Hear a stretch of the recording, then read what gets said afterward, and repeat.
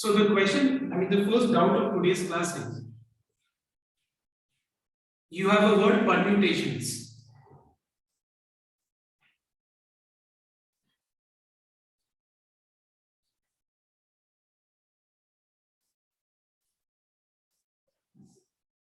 Okay, इस word permutation से मुझे वो इतने सारे बताया जा रहा है कि कितने सारे वर्ड्स बना सकते हैं हम लोग, such that there are almost 4 letters between P and S. There are how many letters between P and S? 4 letters. So everyone note down. Word permutations में कितने letters है बताओ तो? 12. Excuse me. Total 12 letters है, ठीक है?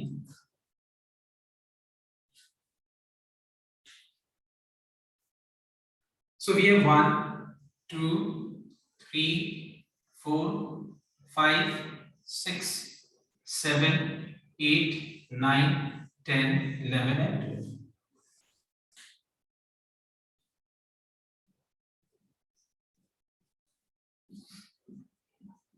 अब देखो, अगर मान लो बोला जा रहा है कि there are exactly 4 letters between P and S, इसका मतलब अगर हम P को यहाँ और बीच में 1, 2, 3, 4 लेटर्स का स्पेस रख के S को यहाँ रख दें, तो S अभी फिलहाल किस पोजीशन पे है बताओ तो? S का अभी फिलहाल क्या पोजीशन है?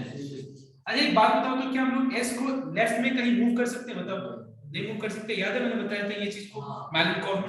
तो ये जो अभी S का पोजीशन है, अगर हम S को राइट मूव करें तो P भी साथ में राइट मूव होगा, एक एक राइट मूव होगा।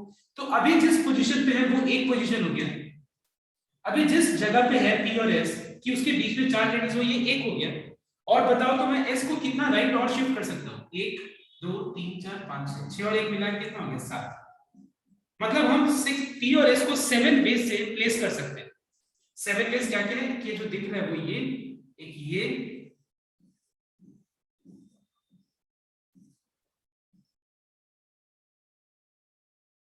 क्लियर? कितना हो गया देखो, 1 2 3 4 5 6 7 वेज।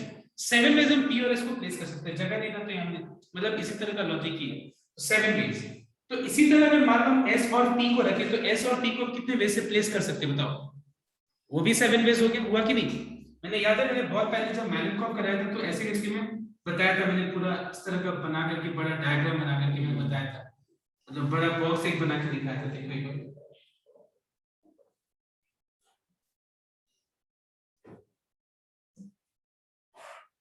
इस तरह का, ऐसे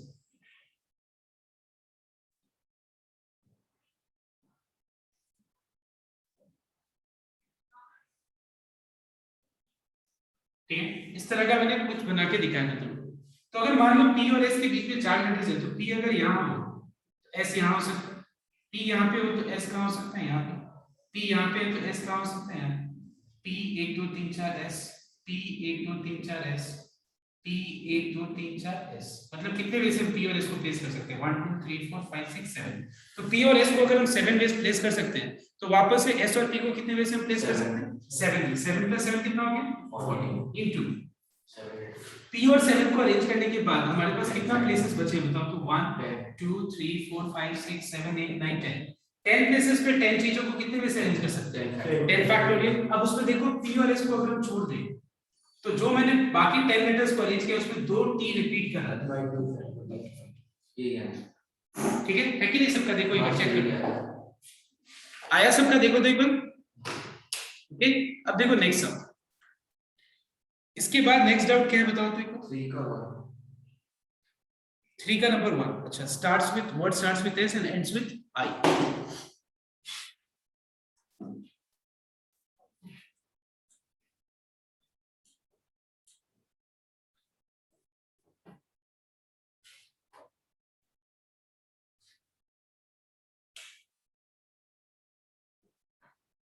सो यहाँ पे एक वर्ड है Mississippi,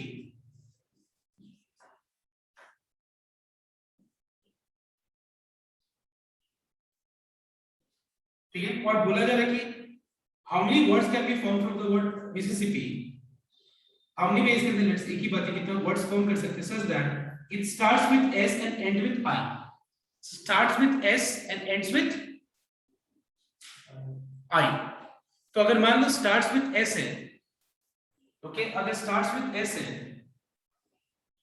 and ends with I, तो एक बात बताओ मुझे सबसे पहला चीज कि पहला मतलब स्टार्ट मतलब हम एक जगह के बारे में सोच रहे हैं, पहले जगह के बारे में सोच रहे हैं जो सिर्फ और सिर्फ किससे बिगिन होगा बताओ तो एस से, एंड एंड्स विद आई मतलब हम एक जगह का बात कर रहे हैं, एक जगह का बात कर रहे हैं जो सिर्फ और सिर्फ क्या जिससे एंड होगा बताओ तो आई, और उसके बाद बीच में कितने लेटर्स होगा बताओ तो, बीच में कितने लेटर्स होंगे total, how many letters you have in between, you have total 9 letters, alright everyone, you have total 9 letters। मैं फिर से रिपीट कर रहा हूं, यहाँ पे बोला जा रहा है कि टोटल कितने सारे वर्ड्स फॉर्म किया जा सकता है, कितने सारे वर्ड्स फॉर्म किया जा सकते हैं from the word Mississippi such that it starts with what and ends with, इसका मतलब अगर हम देखें सॉरी 10 हो गए, इसका मतलब अगर हम ऐसे देखें टोटल 12 लेटर्स है ना, कितना लेटर्स है मिसिसिपी, 11 लेटर्स के बारे में 9 लेटर्स टोटल 11 है, टोटल 11 हो गया तो 9 बचे, ठीक ठीक okay fine. Now once again मैं रिपीट कर रहा हूं स्टार्ट्स, तो मान लो किसी भी चीज का शुरुआत, हम ये नहीं बोल सकते ना शुरुआत ये दो जगह से हो रहा है, कभी भी वैसे बोलते हैं क्या शुरुआत इससे हो रहा है एंड ये कर रहा है, ऐसे बोलते हैं कि नहीं, तो मतलब वो शुरुआत का बात कर रहे हैं वो हम एक ही ऑब्जेक्ट का बात कर रहे हैं, और जब हम एंड का बात कर रहे हैं तो हम एक ही ऑब्जेक्ट का बात कर रहे हैं। तो मान लो अगर बिगिंस विद एस बोल रहे हैं तो बिगिंस विद एस मतलब एक वो जगह का बात कर रहे हैं जिस जगह पे एक ही चीज आ सकता है, और वो क्या बताओ तो वन, मतलब एस मतलब वो जगह को फिल करने का हमारे पास एक ही वेज है। अब तुम ये नहीं सोच सकते हो कि सर यहाँ पे तो 4 एस है तो कोई भी एक एस आ सकता है, ऐसे कैसे होगा, तो बताओ सब एस तो एक ही होता है क्या, सारे एस अलग अलग है क्या, सारे एस अलग अलग यूनिक होते हैं क्या, नहीं, एस मतलब तो सारा एक ही है। तो इस जगह को फिल करने का हमारे पास एक ही उपाय है, एक ही ऑप्शन है, and what is that, it is S. अब बताओ मुझे इस जगह को फिल करने का, इस जगह एंड वाले जगह को फिल करने का हमारे पास कितना वेज है बताओ, आई, दैट इज वन वेज।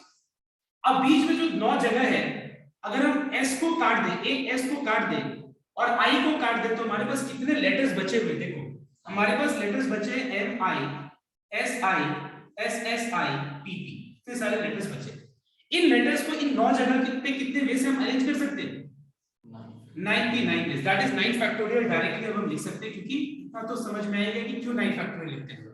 अब बताओ तो इसके अंदर क्या है, कोई बता सकता है, can you explain, divide by क्या होगा, 3 फैक्टोरियल, क्यों होगा डिवाइड बाय 3 फैक्टोरियल, बिकॉज़ यहाँ पे s 3 बार रिपीट कर रहा है और वापस, और यहाँ पे p 2 बार रिपीट कर रहा है और i भी 3 बार रिपीट कर रहा है, समझ में? तो आंसर क्या हो जाएगा 1 into 9 factorial by 3 factorial into 2 factorial into 3 factorial into 1, this is your answer। I hope it is clear to everyone, समझ में सभी को? अब देखो नेक्स्ट, इसके बाद का नेक्स्ट क्वेश्चन क्या है देखने का, 3 नंबर में और कोई डाउट है किसी को भी? देखो अपना अपना डाउट क्लियर करो, अपने पे भरोसा रखो, अपना डाउट क्लियर करो, तुम्हारा नहीं हो रहा है तुम आराम से पूछो, कोई डाउट है किसी को 3 नंबर में? नहीं। अच्छा 4 नंबर में आंसर बोल दीजिए ना। नहीं है सर, 3 का आंसर, 3 का 2 का आंसर क्या है, 11 फैक्टोरियल में 4 factorial 4 factorial 2 factorial minus 8 factorial by 4 factorial, मतलब सीधा सा बात, total number of ways in which the word Mississippi can be arranged minus the number of ways in which all lines come together, ठीक है। 3 number में क्या है, words contain all lines together and all lines together, काफी simple है, 5 factorial by 2 factorial भी आएगा, मैं एक बार ये एक्सप्लेन करता हूं। देखो यहाँ पे क्या बोला जा रहा है नंबर 3 में, नंबर 3 में बोला जा रहा है कि all I's are together, all I's are together, all S are together, ठीक है। तो फिर उसके बाद क्या आ गया एम, उसके बाद तुम्हारा पी पी है कि नहीं, ये तो ना, ये ना 4 4 8 9 10 11, तो मान लो इस पूरे को अगर हम लोग एक एंटिटी मान लिए, इस पूरा चीज को एक एंटिटी, तो ये हो गया ये एक और ये कितना हो गया मिला के 5, तो 5 चीजों को कितने में से अरेंज कर सकते हैं, 5 फैक्टोरियल वेज। अब इसमें क्या रिपीटेशन है, ये मत बोलना सर यहाँ पे 4 चीजें रिपीट कर रहे हैं, नहीं, क्यों मैंने बोला था ये चीज याद करो, लास्ट डे भी मैंने इसके ऊपर बहुत फोकस किया था, गौर करो, क्योंकि ये चीज तो मैं एक ही मान रहा हूं, तो इसके अंदर हम रिपीटेशन कैसे चेक कर सकते हैं, ये तो हमारे लिए एक चीज है, तो ये एक चीज है, ये एक चीज है, तो ये एक में तो देखो 1 2 3 किसको पकड़ रहे, देखो एक, इस पूरा को 1 2 3 4 5, इस पे रिपीटेशन कितना है, b का 2 बार, तो बाय 2 फैक्टर। अब देखो तुम लोगों को लास्ट डे मैंने बताया भी था ये चीज, कि पूरा सारा i को कितने में से हम अरेंज कर सकते हैं। अब तुम लिखना चाहो तो 4 फैक्टोरियल बाय 4 फैक्टोरियल लिख सकते हो, लेकिन कोई फायदा है बताओ तो? अब जब तुमको समझ में आएगा तो डायरेक्ट तुम 1 नहीं लिख सकते इसको, उसके बाद इनटू s कभी a, तो answer overall 5 factorial by 2 factorial. Check कर लो सब कोई, ठीक है, सबका मैच किया। नेक्स्ट 3 नंबर के बाद का next question number 4। Question number 4 सबका होगा how many ways can 4 red ball 4 red 3 yellow, simple है, 4 3 7 2 9 9 factorial by 4 factorial into 3 factorial into 2 factorial, because ये सारे रिपीट कर रहे हैं तो उससे डिवाइड करना।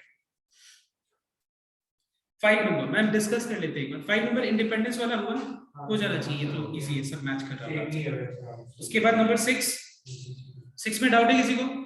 No sir. ये वाला काफी सिंपल है, पता है, थोड़ा सा कंफ्यूजिंग है। क्या बोल रहा है पता है? एक को हम लोग हाँ करेक्ट, मतलब यहाँ पे ये बोल रहा है कि the different permutations of the word examination are listed as in a dictionary. How many items are there in the list before the first word starting with E? तो before the first words starting with E, so कितने सारे words form होंगे? तो E के पहले कितने सारे letters आएंगे बताओ तो? मैं एक बार रिपीट, ये वाला एक बार क्लियर कर दूं। यहाँ पे बहुत लोगों को शायद समझ में नहीं आया।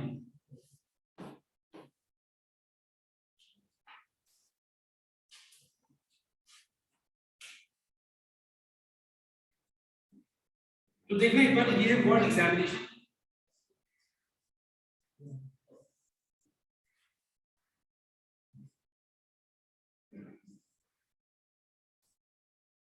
ठीक है, ये है वर्ड एग्जामिनेशन। अब सुनना एक बार, हम वर्ड एग्जामिनेशन से कितने सारे वर्ड्स फॉर्म कर सकते हैं वो तो सबको पता है, लेकिन इसमें से मुझे जानना है ये कि how many words are there, how many words are listed in the dictionary, how many items are there in the list before the first word starting with S E, before the first word starting with E. मतलब यहाँ पे question में ये बोला जा रहा है कि अगर मान लो हम लोग वर्ड एग्जामिनेशन को डिक्शनरी में अगर हम उसको अरेंज करते हैं तो कितने सारे वर्ड्स फॉर्म होंगे।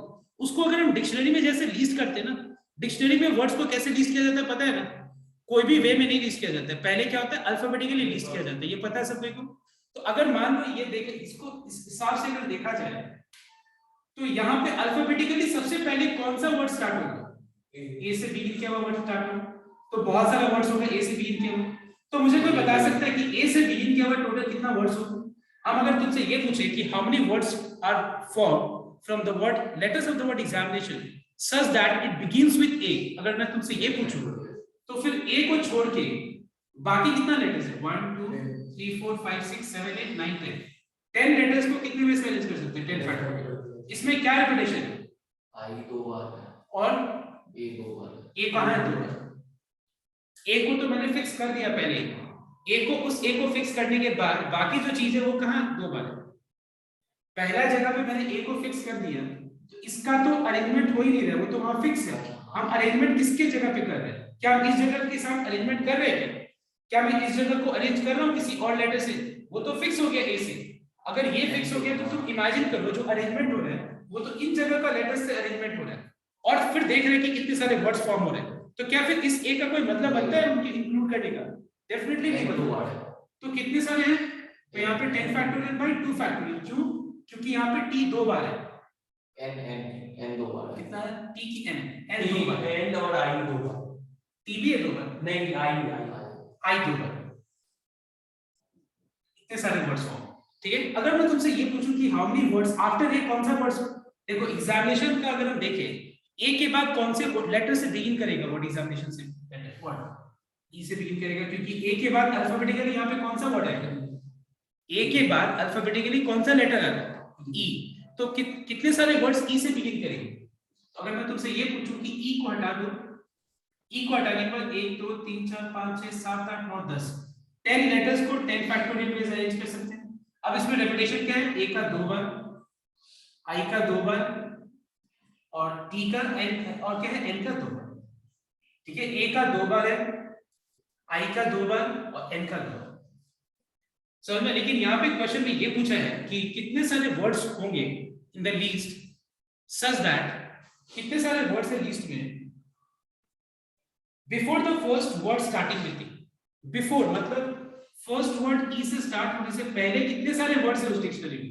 कितने सारे वर्ड्स? कितने सारे वर्ड्स हैं डिक्शनरी में before the first letter starting with E? तो before the first letter starting with E alphabetically तुम्हारा एक ही लेटर से वर्ड शुरू हो रहा है और वो है ए। ए से कितने सारे वर्ड्स फॉर्म हो सकते हैं? कितने सारे? Is this clear to you?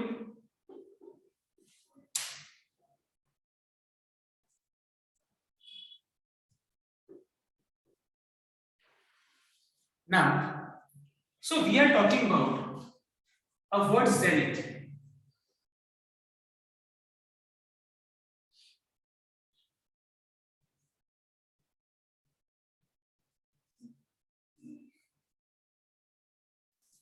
So we are talking about the word zenith. My first question goes to you all. How many total words can be formed from the letters of the word zenith? 6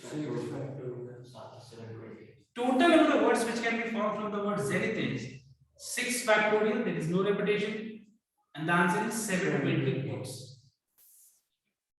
मतलब हम word zenith से कितने words form कर सकते हैं? Letters of the word zenith को use करके, सारे लेटर्स को यूज करके, मतलब हम टोटल 720 वर्ड्स फॉर्म कर सकते हैं। अब आगे ध्यान से सुनो।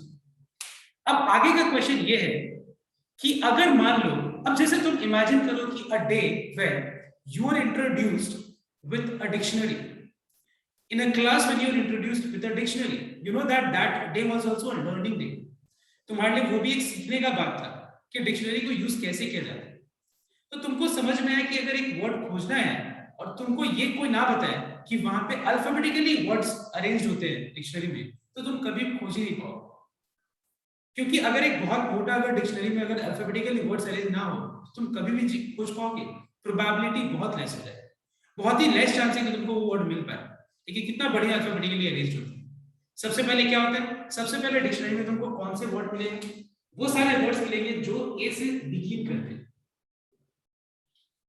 ठीक है। उसके बाद देखो ए से बिगिन करने वाले अगर तुमको मान लो वर्ड, तुमको अगर मान लो खोजना है एप्पल ही खोजना है कि एप्पल का मीनिंग क्या होता है, तो पता है सबसे पहले डिक्शनरी में तुमको क्या क्या चीज स्किप करना पड़ेगा। ए आ जाने के बाद तुमको ए के बाद तुमको बी वाला सारा वर्ड स्किप करना पड़ेगा, बी के बाद सी वाला सारा वर्ड स्किप करना पड़ेगा। तुम बोलेगा सर सी से तो होता ही नहीं होगा, वो होता नहीं है, वो छोड़ो, लॉजिक का बात है। डी से सारा वर्ड स्किप करना पड़ेगा, तब तक स्किप करना पड़ जाएगा जब तक तुम्हारा सेकंड लेटर में पी ना जाए। जब ए पी आ गया उसके बाद तीसरे पोजीशन पे भी ए आ सकता है, बी आ सकता है, सी आ सकता है, तब तक स्किप करना पड़ जाएगा जब तीसरा पोजीशन को पी ना जाए। So I hope you understanding what I am saying, what I mean. तो सिमिलरली मान लो यहाँ पे वर्ड अगर हम जेनिथ का लेटर्स को इंटरचेंज करके वर्ड्स फॉर्म करें तो टोटल वर्ड्स फॉर्म कितना होगा? 720। अब मान लो मैं एक डिक्शनरी का बात कर रहा हूं जिसमें सिर्फ और सिर्फ वर्ड जेनिथ ही होगा, वर्ड जेनिथ का ही लेटर्स को अरेंज करके उसका मीनिंग होगा और कुछ नहीं होगा। मतलब मैं वो डिक्शनरी का बात कर रहा हूं जिसमें सिर्फ और सिर्फ वर्ड जेनिथ का जो लेटर्स है उनको इंटरचेंज करके, उनके लेटर्स को इंटरचेंज करके जो नया नया वर्ड्स फॉर्म होगा उसका ही सिर्फ वहां पे मीनिंग होगा। और यहाँ पे जो मीनिंग उन लोग एक्सप्लेन कर रहे हैं, जैसे मान लो वर्ड जेनिथ का मीनिंग एक्सप्लेन कर रहे हैं तो वर्ड जेनिथ का मीनिंग पूरा का पूरा एक ही पेज में सिर्फ उसका मीनिंग ही एक्सप्लेन है। मतलब अगर देखा जाए तो उस वो डिक्शनरी में टोटल 720 पेजेस हैं और हर पेज में उस वर्ड जेनिथ का लेटर्स को इंटरचेंज करके जो वर्ड्स फॉर्म होता है वो सारा वहां पे उसका मीनिंग दिया होगा। तो मतलब अगर हम इस तरह का डिक्शनरी का बात करें जिसमें सिर्फ वर्ड जेनिथ का ही लेटर्स को इंटरचेंज करके वर्ड बनाया जा रहा है तो उस डिक्शनरी में टोटल 720 वर्ड्स है और हर पेज में एक एक वर्ड का मीनिंग है। तो कितने पेजेस है उस डिक्शनरी में? 720 पेजेस। अब यहाँ पे क्वेश्चन क्या बोला है, ध्यान से सुनो। क्वेश्चन में ये बोला जा रहा है कि वर्ड जेनिथ किस पेज नंबर पे है? वर्ड जेनिथ का रैंक क्या होगा, मतलब वर्ड जेनिथ किस पेज नंबर पे आएगा, ये हमको सवाल पूछा जा रहा है। तो पहले ये बताओ तुमको कि क्वेश्चन का मतलब क्लियर हुआ या नहीं?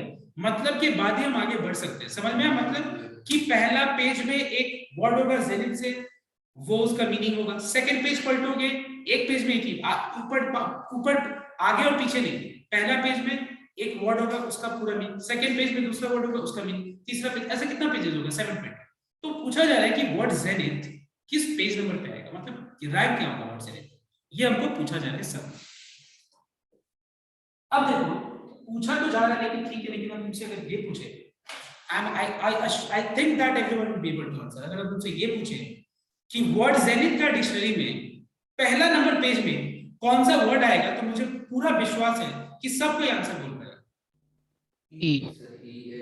मैंने बोला पहला वर्ड बोला मैंने, क्या होगा? EINTEINH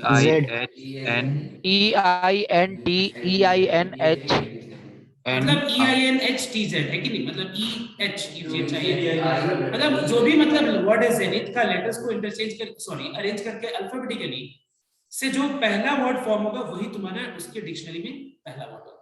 पहला पेज नंबर पे कौन सा वर्ड होगा तो वर्ड जेनिथ का लेटर्स को अल्फाबेटिकली अरेंज करो, है कि नहीं? तो वही तो पहला वर्ड होगा ना। तो पहला वर्ड जो होगा वो क्या होगा? जेनिथ लेटर वर्ड का अल्फाबेटिकल अरेंजमेंट। तो अगर हम जेनिथ वर्ड का अल्फाबेटिकल अरेंजमेंट कर दें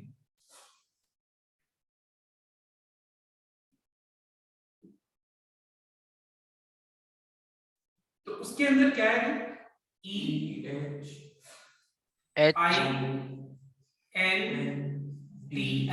ये पहला वर्ड होगा, ठीक है? और अगर हम देखें तो मेरा ऑब्जेक्टिव क्या है? ऑब्जेक्टिव ये है कि जेनिथ जो वर्ड है, जेनिथ वर्ड किस जगह पे आएगा वो निकाल, किस पेज नंबर पे आएगा वो निकाल, ये हमारा ऑब्जेक्टिव है। और यहां पे अगर हम जेनिथ वर्ड को अल्फाबेटिकली अरेंज करें तो मुझे पहला वर्ड उस डिक्शनरी में ये मिलेगी। इसका मीनिंग क्या है क्या नहीं, इसका मीनिंग है क्या नहीं क्या है, that is not your concern. What is the meaning of this word? That is not your concern. You just leave that. समझ में? तो बात अलग अलग कंट्रीज में, मतलब ग्रीस में सॉरी नॉट ग्रीक भाषा है, ग्रीस में ग्रीक फॉलो होता है, तो बेसिकली के अलग अलग कंट्रीज में अलग अलग इसका हमको इंडिया में मीनिंग नहीं पता चल रहा है, लेकिन उधर हो सकता है कुछ ना कुछ मीनिंग हो, हमको उससे कोई मतलब भी नहीं।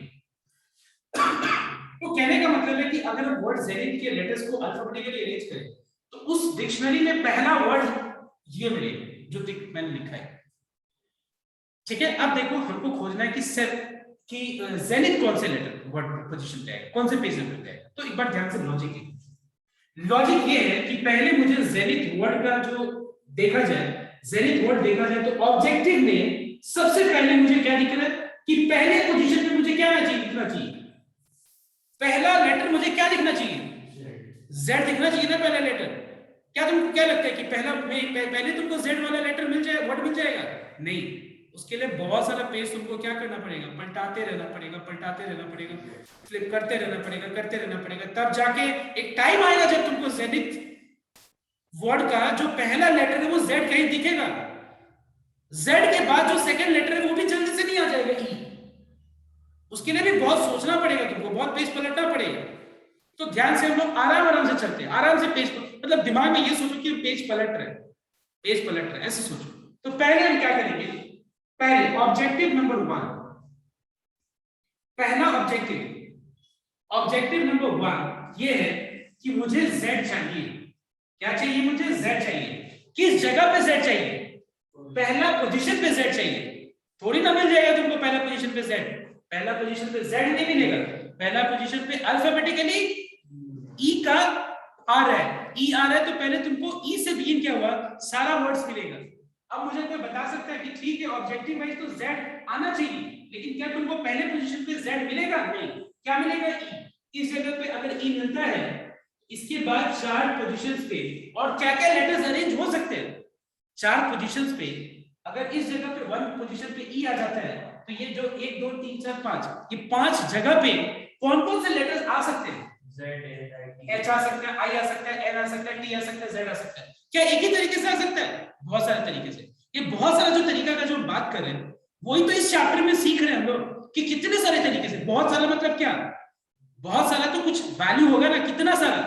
2 चीज को 2 में से अरेंज कर सकते हैं। तो बहुत सारा मतलब यहाँ पे इतना 5 लेटर्स है, 5 लेटर्स को कितने में से अरेंज कर सकते हैं? So the answer is number of words which begins with E. Number of words which begins with E, इस जगह पे E से begin किया हुआ कितना वर्ड्स होगा? तुम्हारा आंसर होगा 5 फैक्टोरियल वर्ड्स होगा। क्यों होगा 5 फैक्टोरियल? पता है ना, क्योंकि इस जगह पे अगर E देखते हैं, सोचते इमेजिन करते हैं तो बाकी 5 जगह पे 5 लेटर्स को कितने बेस से हम अरेंज कर सकते हैं? 5 factorial base, which is 120 words. अगर हम मान लो सेकंड पोजीशन पे, ये हो गया तुम्हारा केस 1, लेट्स से केस 1 जिस पर हम चाहिए z, लेकिन e आ रहा है। अब बताओ तो e के बाद अल्फाबेटिकली इस जगह पे क्या आ जाएगा? h आ जाएगा। h चाहिए मुझे उस जगह पे? नहीं चाहिए, मतलब हम पेज पलटना शुरू कर दे। कितने सारे पेज पलटेंगे? यहाँ पे हम लोग ने e से e जब आया था, पहला लेटर जब e आया था तो मैंने कितने पेज पलटा था? 120 पेज पलटा था। अब जो है हम किस पे आ जाएंगे बताओ तो? पहला लेटर पे h, पहले जगह पे अब h आएगा। जब मैंने 120 पेज पढ़ा तो 121st पेज में भी जो मुझे दिखा वो h वाला वर्ड है, h से बिगिन किया हुआ वर्ड है। लेकिन क्या मुझे चाहिए क्या उस जगह पे h? तो मुझे पेज पलटना पड़ेगा ना। अगर मान लो यहाँ पे h है तो बाकी 5 प्लेसेस पे h अगर आ गया तो बाकी 5 प्लेसेस पे बाकी 5 लेटर्स को कितने वे से हम अरेंज कर सकते हैं? 5 फैक्टोरियल। क्लियर? अब देखो इस जगह पे अगर h आ गया तो हम लोगों ने कितना सारा पेज को फ्लिप कर दिया, मतलब पेज को पलट दिया 121। अभी तक 240 पेज हम लोगों ने पलट दिए। अब जो है क्या आएगा? i, इस जगह पे i आएगा। इस जगह पे i आएगा तो क्या मुझे i चाहिए क्या उस जगह पे? तो अब हम पेज पलटना शुरू करेंगे ना। पेज पलटना जब शुरू करेंगे तो अगर यहाँ पे i है तो बाकी इस 5 प्लेसेस पे 5 लेटर्स को कितने में से मैनेज कर सकते हैं? 5 फैक्टर, मतलब अगेन 120 वर्ड्स स्किप किया है। i के बाद क्या आएगा? n से बिगिन किया हुआ कितना वर्ड स्किप करेंगे? 5 फैक्टोरियल, दैट इज 120। उसके बाद t से बिगिन किया हुआ कितना वर्ड्स? 120। 5, मतलब पता है अभी तक हम लोग ने कितना वर्ड स्किप कर दिया? 600 वर्ड स्किप कर दिए। 600 पेज स्किप किया, ऐसे सोचो ना तुम। 600 पेज स्किप कर दिया और तब जाके मुझे दिखा z। मतलब z जो है कौन से, अगर हम पहला z का बात करें उस पेज में उस किस पेज में पहला z वाला वर्ड आएगा? तो पता है कौन से पेज में आएगा पहला वाला वर्ड? 600 वर्ड स्किप करने के बाद 601 601th पेज में मुझे पहला लेटर वर्ड मिलेगा z। सिर्फ इतना से खत्म नहीं होता है। z पहला लेटर क्या है? पहला लेटर z है ना। क्या वही हमारा काम है क्या? सेकंड पोजीशन पे क्या आना चाहिए? तो एक काम कर लो यहाँ पे, अब एक काम कर लो, सुनना यहाँ पे, z मिल गया तो z को अब खत्म कर दो। यहाँ पे z को हटा दो। z मिल चुका, z को हटा दो। अब शिफ्ट करो सेकंड पोजीशन पे, शिफ्ट करो अपना जो है ऑब्जेक्टिव सेकंड पोजीशन पे। ठीक है, अब सेकंड पोजीशन का हम बात करें। z मिल चुका, अब मेरा बदल गया ऑब्जेक्टिव बदल गया। ऑब्जेक्टिव है पोजीशन 2 जिसपे लाना क्या है? e। पोजीशन 2 जिसपे लाना क्या है? e। z यहाँ पे शांत हो गया। z जो है पहला पोजीशन पे शांत खड़ा हो गया। ठीक है, मतलब z अब आगे नहीं आ सकता है। अब हम जो आगे बढ़ रहे हैं ना, आगे पेजेस में जब बढ़ेंगे तो z आगे नहीं आ सकता है। समझ में आ रहा है क्यों नहीं आगे आ सकता है? क्योंकि उसका पोजीशन तो फिक्स हो गया उस जगह पे, तो वो अब फिक्स हो गया। अब क्या z आगे आ सकता है क्या? z के बाद वापस z आ सकता है? नहीं। अब सुनो, पोजीशन नंबर 2 का बात कर रहे हैं। केस 2 मतलब पोजीशन नंबर 2 पे e चाहिए। अब देखो वापस से अल्फाबेटिकली देखें तो यहाँ पे पोजीशन नंबर 2 में जो भी बचा है, तो अगर हम वापस से अल्फाबेटिकली देखेंगे है कि जब हम वर्ड डिक्शनरी में वर्ड्स खोजते हैं तो आप अगर पहला वर्ड ए आ गया उससे बहुत सारे वर्ड्स हो सकते हैं। तो बताओ तो इसके बाद ए के बाद क्या आएगा अल्फाबेटिकली? ए के बाद जो सेकंड पोजीशन है वो भी तो अल्फाबेटिकली आएगा ना। तो वैसे ही सेकंड पोजीशन पे अगर हमको ई चाहिए तो यहाँ पे अल्फाबेटिकली भी तो ई का ही पहला आ रहा है ना। सबसे देखो, सबसे सेकंड पोजीशन पे मुझे ई चाहिए और सबसे पहले बार में मुझे ई मिल जाता है। सेकंड बार में मुझे ई मिल जाता है, तो सेकंड बार में मुझे ई मिल जा रहा है तो z तो वहां पे फिक्स हो गया था, ई मिल गया, z और ई को फिक्स कर। केस 2 बहुत जल्दी खत्म हो गया। ऑब्जेक्टिव नंबर 2 जो है बहुत जल्दी खत्म हो गया। अब केस 3 है, इस जगह पे n लाना। ई तो हट चुका है ना। अच्छा, ई और z और ई तो शांत है ना। किस जगह पे शांत है? किस जगह पे उसको हम लोगों ने उसको खत्म कर दिया। ई को बोला देख तू 1 नंबर पे रह जाना और ई को बोला तू सेकंड नंबर पे रह जाना। फिक्स कर दिया उसको, वो मूवमेंट नहीं है उनके पास, मतलब उनका अरेंजमेंट नहीं है। अब हम तीसरा पोजीशन के बारे में बात कर रहे हैं। तो मैंने जब खत्म कर दिया तो यहाँ से ई और z को काट दिया क्योंकि वो तो आ ही नहीं सकते ना आगे। अब हम ऑब्जेक्टिव में देख रहे हैं कि केस 3 में मुझे चाहिए क्या, बताओ तो, n चाहिए। आसानी से मिल जाएगा? नहीं, लेट्स सी क्या होता है। आएगा क्या, बताओ तो, h आएगा। अगर मान लो मैं इस जगह पे h इमेजिन करता हूं, इस जगह पे h इमेजिन करता हूं, तो h के बाद रिमेनिंग के 3 में क्या होगा, आपस में फेरबदल होगा, बहुत फेरबदल होगा। आपस में फेरबदल कैसे होगा, आपस में ये 3 जगह पे फेरबदल होगा, मतलब ये आप 3 चीजों का कितने में से रिप्रेजेंट कर सकते हैं, 3 फैक्टोरियल दैट इज 6।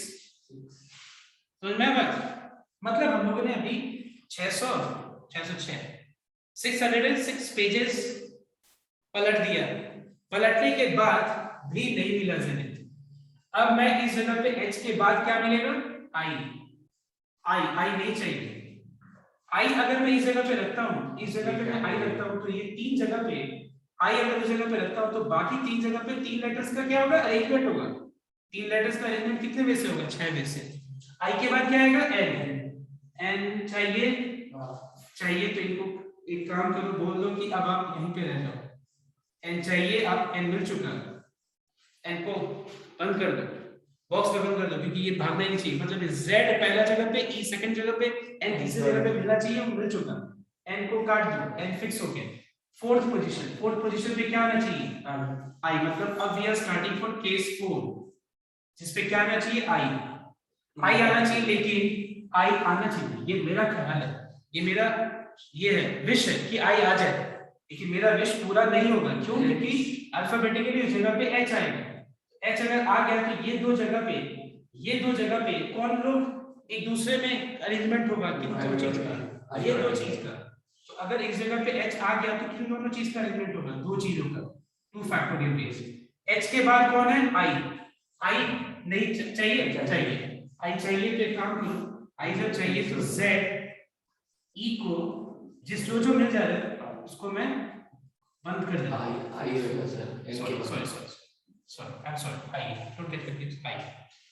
मिल गया तो मैंने बंद कर दिया, i को हटा दिया। अब मैं पोजीशन नंबर 5 के लिए, अब मैं मेरा ऑब्जेक्टिव 5th पोजीशन को लाने का है, सोचने का है। तो ये हो गया केस 5। केस 5 में मुझे t के बारे में सोचना है, t के बारे में सोचना है, सोचने से नहीं होगा, फिर मैं बोल रहा हूँ, सोचने से सिर्फ काम नहीं बनेगा, देखना पड़ेगा कि लॉजिक क्या बोलता है। लॉजिक ये बोल रहा है कि नहीं अभी h को आना है, तो अगर h को आना है तो h इस जगह पे अगर आएगा, फिफ्थ पोजीशन पे अगर h आएगा तो 6th पोजीशन पे सिर्फ एक ही चीज बचता है ना, वो एक चीज t है, तो कितने सारे वर्ड्स फॉर्म हो सकते हैं, एक ही वर्ड फॉर्म हो सकता है। लेकिन अब h के बाद क्या आ जाएगा, t चाहिए, तो z आ गया, e आ गया, n आ गया, i आ गया, t आ गया।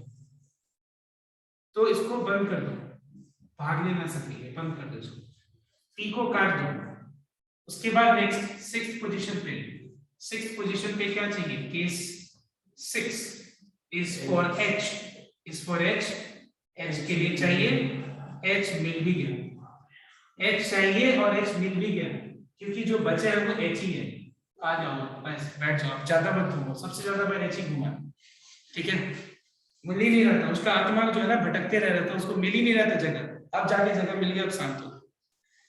मतलब ठीक है, हम लोग खोज रहे थे कि चलो ये मुझे चाहिए, वो मर चुका है, तो वो कहाँ है, खोज रहे थे, जैसे मिल गया उसको हम लोग बंद कर दे रहे थे। तो ऐसे करके हम लोग सबको बंद कर दिए, सबके आत्मा को शांति मिल चुका है इस जगह पे, ऐसे सोचो। तो हम लोग कितने सारे वर्ड्स को स्किप कर दिया हम लोगों ने, यहाँ तक 600 पेज स्किप कर दिए, 606, 612, 614, 615 पेज को ये करने के बाद, पलटने के बाद किस पेज नंबर पे जेनिथ मिला, कोई बता सकता है? 660।